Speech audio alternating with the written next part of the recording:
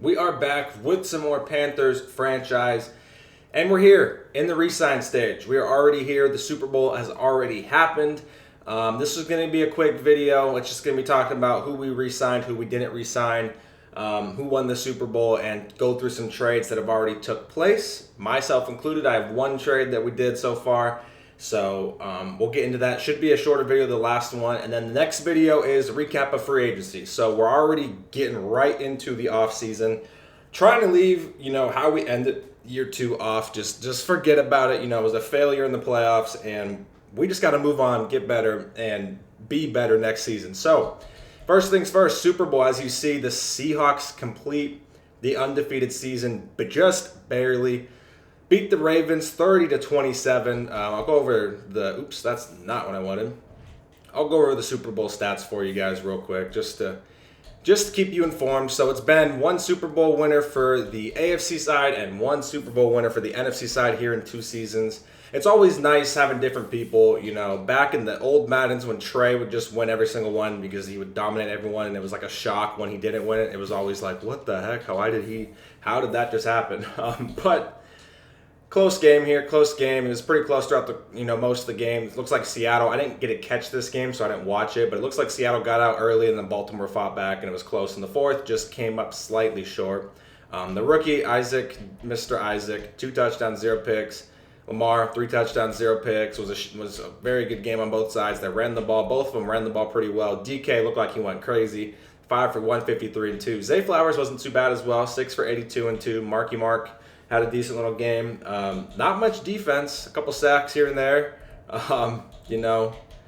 Just not much defense. No picks, no turnovers, I believe. So it was just an offensive battle, and the Seahawks ended up coming out on top 30-27. So that is seasons 2.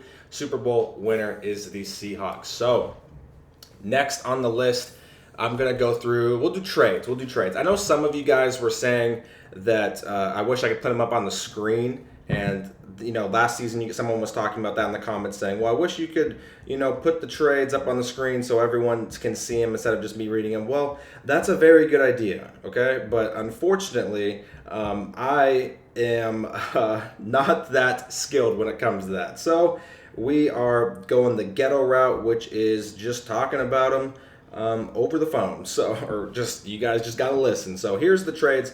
Like I said, as the offseason goes, I'll try to keep everyone up to date as quickly as I can. I'm going to do all the trades, but I'll skip over mine, and we'll talk about that later. So the Packers send the 8th overall pick and Romeo Doubs to the Saints, and the Saints send the Packers Chris Olave. The Saints also send a 2026 second, a 2026 third, and a 2027 fifth to the Colts, and the Colts send a late second-round pick in this year's draft. So Saints giving them some future picks for another pick this season. That is my trade that I will skip over. The Colts sent Jelani Woods over to the Titans for a second-round pick this year. The 49ers sent Deebo Samuel to the Saints for the 26th overall pick. So he loses Chris Olave, gains Deebo Samuel. Interesting option there. The Dolphins send left guard Joel Bitonio, I think that's how you say his last name, to the Jets for a 4th-round pick this year and a 3rd-round pick next year. He's an aging player. He's a 90 overall still, so aging player, but still very, very good. The Cardinals send 3 picks. They send a 3rd round this year, 2nd round next year, and a 3rd round next year to the Bengals for defensive tackle DJ Reader and free safety Daxton Hill. The Colts made another trade. He sent cornerback Darius Rush to the Chiefs, and the Chiefs sent a 3rd-round pick this year and a 5th-round pick next year. The Colts were making deals. The Colts also traded away their 2nd-round pick this year and a 4th-round pick next year, and strong safety Nick Cross and left guard Lewis Kincaid over to the Manders, and the Manders gave him a 5th-round pick next year and defensive tackle Jonathan Allen. So those are all the trades that have happened so far. Our trade that I've made is with the Chicago Bears. Now, we can't accept the trade yet because we got to get to the free agency stage first. So it hasn't officially went through, but it's been approved. We're just waiting to advance, and then we are going to accept it. So I have the 3rd overall pick from the Rams that we acquired last season, and I wanted to acquire more picks. That's really what I was aiming for, was trying to trade back in the 1st and maybe get 2 firsts, so that way I have 3 first-round picks to work with. That was kind of the route I wanted to go. Didn't quite get that, but I did get a deal that I did like. So we trade the 3rd overall pick in the draft, and we trade a early 3rd round pick that I had. Since I haven't made the trade, I guess I can show you. I can't remember where it was from. It wasn't the Rams. I don't know what team I got the 3rd round pick from. Cleveland. Okay, so we're trading the 3rd overall pick from the Rams, and we're also trading this year's 3rd overall pick from Cleveland. It's a very early 3rd. It's like the 6th pick. And we gave both those picks to the Chicago Bears, and the Bears are sending us the 11th overall pick. So we drop down 8 spots from the 1st round. We get the 11th overall pick. We also are getting an early 2nd round pick here. So we basically swap a 3rd for a 2nd. I give up an early 3rd. I get an early 2nd in exchange. So we go down 8 spots, swap a 3rd for a 2nd. And we are getting right guard, a very young right guard. He was drafted last year. Justin Robinson. He was a rookie last year, like I said, and like I told you guys, I want to rebuild the offensive line, the interior side especially. He's 23. He just turned 23 because I think when I made the deal, he was 22. So he's very, very young. A 22 years of age rookie, not too bad. I'm curious to see when he got drafted. How did I find that out with stats? I really don't know when he got drafted. Let's see. I know it's in one of these. At least I thought it was. Oh, yeah, contract. No. Awards. He was a 3rd round pick. Okay, so a little bit later than I thought. I thought maybe he'd be like a 2nd round pick, but he's currently sitting at a 76 overall. If I drafted a right guard, 76 overall, I would be ecstatic because, like I said, we're trying to rebuild the interior side. Our tackles are kind of locked in. He's 327 pounds. He's a big boy. He's got decent strength. His run block finesse is okay. His impact block's okay. Speed, it is what it is. We just needed younger talent, and in my eyes, this is great. This is great. So now we just have to figure out left guard and center. We already have one of these picked. We also have another 1st round pick. We still have 2 1st round picks, and we gain an additional 2nd round pick. So we're going to be looking good. We got some early picks to work with. We get another decent lineman to work with. He's going to go straight into the starting lineup. I know his pass block power and run block power are a little low, but it's something we can work with, and he's still insanely young. He should be our right guard for the future. So I thought that was a good pick. I just didn't think we had anyone worthy that I scouted of that 3rd overall pick. Like, I don't need a quarterback. I don't need receivers. I don't need, like, a big-time pass rusher, a corner. I just didn't need, like, a top-end guy. I just wanted to get more talent. So we go ahead and drop 8 spots, get the Bears pick, and then we also trade our 3rd for a 2nd and then get ourselves a very, very good young right guard there. So our picks as it stands, how many picks we got?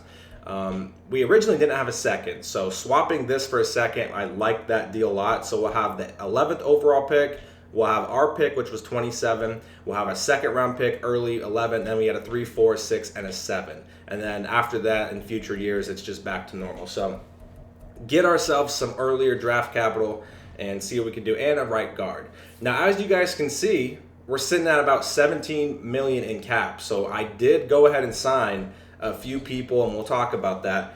First one, I guess we'll just see what pops up. We'll go to the Panthers and just see which one pops up first. So the Carolina Panthers, we've re-signed middle linebacker Ventrell Miller. He came in here or there, but Shaq was injured. He's very young. Shaq's leaving, so go ahead. I signed him. He's still pretty young. 2 years, $5.8 million. Got that done. We also picked up our left tackle's 5th-year option. That was easy, automatic, boom, done. Andy Dalton, the only person that retired on our squad, so we will have to find a new backup quarterback. And Stephon Gilmore, I did go ahead and re-sign him. 1 year, $10.2 million. He's going to be our slot corner again. He dropped, I believe, 4 overalls, so he's at 84 or 85. I can't remember off the top of my head. He's still an X factor, still has all his abilities. I just think it's worth it. Another 1 year contract. Let me figure out some other positions this year, and then next season we can worry about filling in that nickel spot. So he's here. I think it was worth it. I think it's hard to find good corners, so I think it was very worth him keeping him around. And he did good in the slot for us. He did good. He had some bad moments, but he also had some really, really good moments. So guys, we're going to let leave.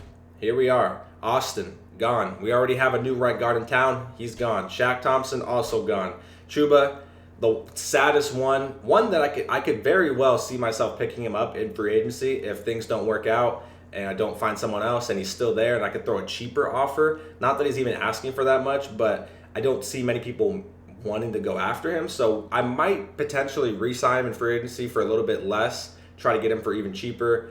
I just kind of want to see what's out there first before I lock in Chuba. That one's a little sad. He played so good for us.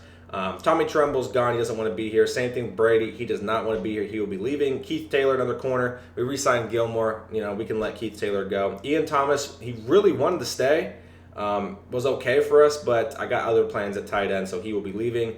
Another defensive tackle leaving. Demir Bird will be leaving. Patrick Ricard, I did actually try to re-sign him, and he said no. So I'm not going to franchise tag him. He gets to leave. And Johnny Hecker, I am going to let go. He doesn't ask. He's not even asking for that much. But a re-sign interest is not there. I don't want to give him a bunch of money. We could find a new punter. So those are all the guys that will be leaving.